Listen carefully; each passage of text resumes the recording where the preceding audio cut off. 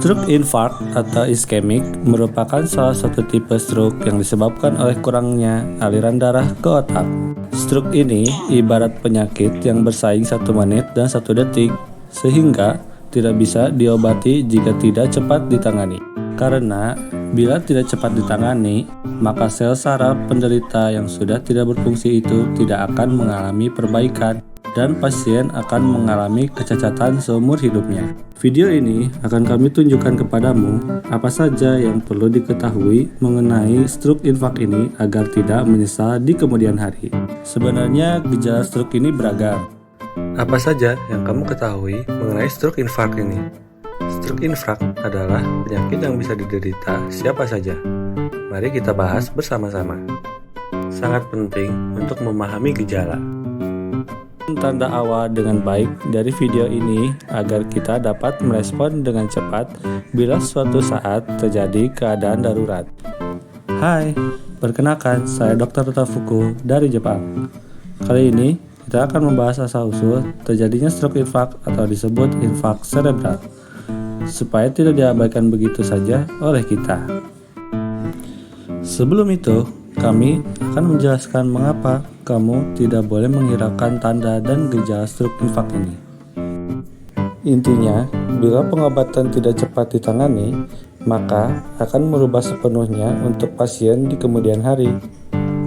Semua tergantung apakah kamu datang memeriksakannya segera setelah gejala atau membiarkannya hingga lebih parah. Stroke infarct terjadi dikarenakan cerebrovaskular yang menyebabkan arteriosklerosis, di mana pasokan darah ke otak berhenti akibat gumpalan darah dan mengalami pembekuan. Karena darah dan oksigen yang tidak sampai ke otak itu dapat mematikan sel-sel mati secara bertahap. Tentunya, sumbatan tersebut harus dilepaskan sesegera mungkin sebelum sel-sel tersebut mati. Salah satu terapi yang menyajikan tersebut adalah terapi trombolitik atau disebut TPA. TPA ini diberikan 4 jam 30 menit pasca stroke terjadi. TPA berguna untuk melarutkan pembekuan dengan menggunakan kateter untuk menghilangkan bekuan darah secara langsung ke otak dalam waktu 8 jam. Dengan terapi atau perawatan itulah akan mempengaruhi semuanya. Bila semakin cepat menghilangkan pembekuan tersebut, maka akan cepat pula sirkulasi darah dan oksigen kembali lancar di dalam otak. Dengan begini, kita bisa mencegah gejala stroke yang ada. Jadi, jika kamu mau memahami infark cerebral lebih dini, dengan menyimak video ini hingga habis, kami harap kamu dapat mengambil tindakan yang tepat jika suatu saat orang di sekitarmu atau dirimu sendiri terkena penyakit ini. Selain jenis stroke infarct, ada pula jenis stroke ringan yang disebut dalam bahasa Inggris yaitu TIA, singkatan dari Transient Ischemic Attack. Mari saya jelaskan penyebab TIA ini terlebih dahulu. TIA terjadi karena pasokan darah ke otak mengalami gangguan sesaat. Yang pertama, dikarenakan pembuluh darah yang mengalami penyempitan. Dan yang kedua adalah dikarenakan gumpalan darah tersumbat sementara. Gejala dari TIA pun hampir mirip dengan stroke infarct pada umumnya. Namun, bila gejala stroke ini terjadi dalam beberapa menit atau sesaat, maka itu adalah TIA. Mungkin beberapa orang menganggap TIA ini hanya terjadi sesaat, maka sering dihiraukan. Seperti beberapa pasien yang merasa tidak apa karena gejalanya hanya timbul sebentar. Kalau mereka berpikir seperti itu, tetap harus waspada. Jangan dianggap remeh. Riset dari Jepang membuktikan dalam sehari ada kemungkinan 5% dari TIA merupakan pasien yang terkena stroke infarct. Seperti contoh dalam sebuah kasus, terdapat seorang pasien yang mengalami TIA. Ia mengatakan bahwa sudah merasa baik-baik saja. Dikarenakan gejala TIA yang ia alami sudah sembuh, Namun, 2 hari setelah ia selesai memeriksakan diri, secara tak terduga ia dibawa ke UGD disebabkan stroke infak ini. Lalu, terjadilah penyesalan di kemudian hari karena terlambat menanganinya. Walaupun TIA adalah gejala stroke ringan, kita harus tetap berhati-hati karena TIA biasanya merupakan peringatan akan datangnya serangan stroke berat. Oleh karena itu, Anda harus langsung memeriksakan diri ke dokter.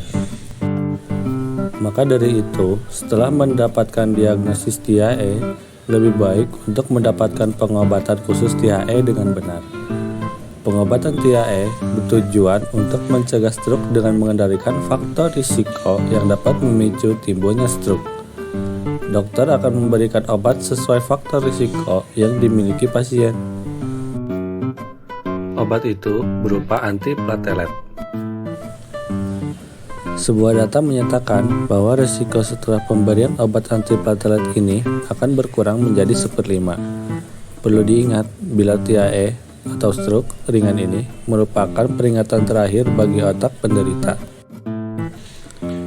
Demi perlindungan kesehatanmu di masa mendatang, kami, channel Nasihat Dokter Jepang, ingin berpesan kepada viewers kami untuk mewaspadai ketika mengalami stroke ringan. Sebaiknya harap untuk diingat dan dicatat apa saja gejala yang sudah muncul terlebih dahulu sebelum pergi memeriksakan ke dokter. Karena hal ini termasuk hal yang sangat penting. Perawatan yang tepat tergantung pada saat waktu dan gejala atau onset, sehingga sangat penting untuk mengingat waktu onset tersebut secara akurat kepada dokter. Hal ini dapat mengubah kedepannya menjadi lebih baik. Mari kita kembali pada topik utama. Apa yang kamu pikirkan mengenai gejala stroke infak? Kami rasa ada banyak orang yang memikirkan hal itu, bukan? Semisal ada seorang gadis yang tiba-tiba pingsan saat berjalan di kota. Dikarenakan bisa jadi gadis tersebut tak sadarkan diri disebabkan stroke infak. Tak terduga, bukan? Jadi, apa saja gejala awal yang menandai awal mula stroke infak? Mari kita bahas bersama-sama. Ngomong-ngomong, kami ingatkan lagi bahwa channel ini menyediakan informasi medis dan kesehatan berdasarkan bukti dan dari sudut pandang dokter loh. Ada baiknya jika kamu subs dan like lalu share video kami supaya kami bisa terus menginformasikan kepadamu berbagai informasi medis dan kesehatan. Gejala stroke yang tidak boleh diabaikan nomor 1 adalah penglihatan kabur. Bagaimanapun, jika ada seseorang memiliki penglihatan yang terasa kabur, kebanyakan orang berpikir bahwa ada sesuatu yang terjadi pada mata mereka ketika gejala itu terjadi, bukan? Namun, dalam kasus stroke infak atau stroke infak cerebral ini juga mengalami hal yang sama. Peran otak pun juga berhubungan dengan pandangan kabur seperti ini. Di dalam otak, di bagian belakang disebut dengan lobus occipital. Namun, dikarenakan stroke infak terjadi menyebabkan informasi visual lebih lama diproses. Mekanisme yang rendah itulah membuat seseorang sulit untuk melihat.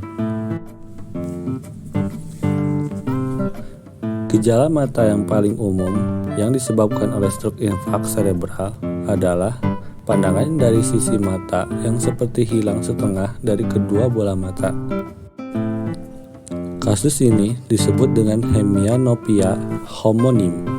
Bila seseorang yang mengalami itu menyadari dan segera memeriksakan ke rumah sakit adalah hal yang tepat.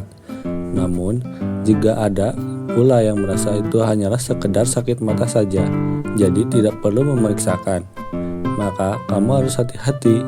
Jangan menyepelekan hal tersebut ya. Gejala stroke infak yang tidak boleh diabaikan nomor 2 yaitu kesulitan menggunakan kekuatan. Ketika seseorang mencoba menggerakkan otot-ototnya, otak dan sumsum tulang belakang adalah sistem saraf pusat dalam tubuh. Otak mengirimkan sinyal dan sumsum tulang belakang adalah jalur pesan untuk memerintahkan badan seseorang manusia bergerak. Tetapi, jika adanya penyumbatan, maka sinyal ke otak tidak sampai dan manusia akan kesulitan untuk menggerakkan badannya. Satu hal yang perlu kamu tahu, bahwa stroke infak ini hanya menyebabkan gejala pada satu sisi di bagian tubuh manusia. Otak bagian kanan mengontrol bagian kiri tubuh, dan otak kiri mengontrol bagian kanan tubuh. Jadi, jika seseorang memiliki gejala stroke infak, biasanya akan merasakan kesulitan menggerakkan badan di satu sisi. Sebagai contoh, pada adegan drama ketika seseorang sedang makan, tiba-tiba ada adegan di mana tangan kanan aktor tidak bisa digerakkan sama sekali. Tetapi ini terjadi ketika pembuluh darah besar di infak cerebral tersumbat. Selain itu, pembuluh darah kecil tersebut maka hanya ujung tangan dan kaki yang tidak akan bergerak. Tapi kemungkinan kecil gejala ini terjadi. Jadi kamu berpikir tidak apa bila dibiarkan saja, karena hanya tak bisa menggerakkan jari saja. Jangan sekali-sekali membiarkan itu ya. Sebaiknya periksakan tanpa merasa kalau itu bisa sembuh begitu saja. Kamu tetap harus waspada. Untuk para viewers kami, bila di antara kalian memiliki pengalaman atau hal yang berkaitan tentang stroke infak ini, tolong beritahu kami di kolom komentar ya. Gejala stroke infak yang tidak boleh diabaikan nomor 3, yaitu kesulitan berbicara. Dikarenakan manusia bisa berbicara dengan otot di sekitar mulut dan lidah. Sama seperti kasus tidak bisa menggerakkan badan atau kekuatan. Bila adanya stroke infak pada jalur yang memberikan perintah untuk menggerakkan otot-otot sekitar lidah dan mulut, otot-otot tersebut tidak akan dapat bergerak dengan baik dan akan terasa seperti ringan dan tak berputar. Ada metode self-check mengenai gejala kasus ini. Mari kita praktikkan bersama-sama. Coba katakan pataka, pataka secara berulang-ulang.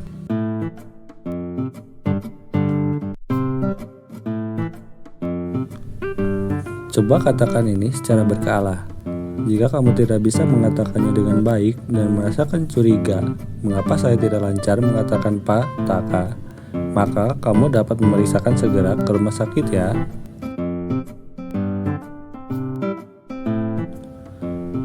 Gejala stroke infak yang tidak boleh diabaikan nomor 4, yaitu sensasi abnormal. Contohnya, seseorang bangun pada pagi hari, lalu ia mencuci tangan dan ia merasakan tangan kanannya tidak merasa dingin, namun sisi satunya merasakan sebaliknya, namun tidak terasa aneh saat digerakkan. Setelah itu, ia sarapan pagi dan meminum secangkir kopi dengan tangan kirinya memegang cangkir dan tidak merasa apa-apa. Lalu, ia pergi bekerja tanpa merasakan hal-hal aneh.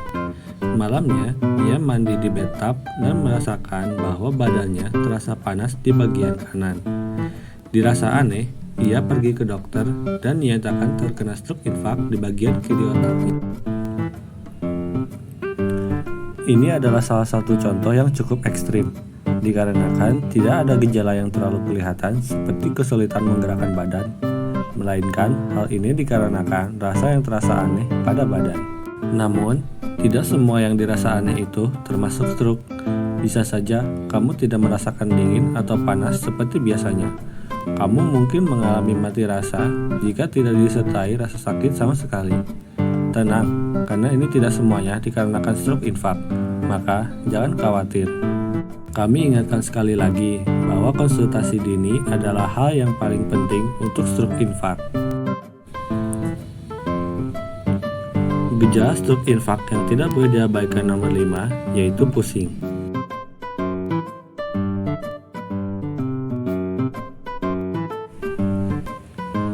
Jika memiliki tekanan darah tinggi, penderita akan terkena stroke infak di otak kecil. Otak kecil merupakan tempat untuk menerima informasi dari otak besar dan berperan dalam mengatur keseimbangan indera tubuh manusia. Dan stroke dapat membuat ketidakseimbangan terjadi. Dari situlah penderita mengalami pusing yang kuat dan mual tak tertahankan. Begitu pula dalam kasus suara dari telinga yang dirasa tidak normal. Namun, sulit bagi masyarakat umum untuk membedakannya, maka lebih baik segera periksakan ke dokter. Kami tidak ingin viewers menyesal karena tidak menyimak video ini. Pasti sebagian adanya penyesalan, mengapa tidak cepat mengetahuinya? Seperti itu. Yang pasti, dalam stroke infak ini adalah ketepatan dalam penanganan. Bagaimanapun, stroke infak tetap memiliki efek negatif pada penderita. Kemungkinan menghilangkannya pun juga mustahil. Jadi, pencegahan adalah hal yang paling penting. Stroke infak adalah penyakit yang berhubungan dengan orang yang memiliki tekanan darah tinggi, gaya hidup yang tak sehat, perokok, dan juga orang yang memiliki aritmia jantung. Sebelumnya, saya sudah membuat video mengenai gaya hidup tak sehat di channel ini, bukan? Kami akan senang bila video dari kami dapat menjadikan salah satu referensi terbaikmu untuk waspada akan suatu gejala penyakit. Kalau begitu, cukup sampai di sini video dari kami. Sampai jumpa di video selanjutnya.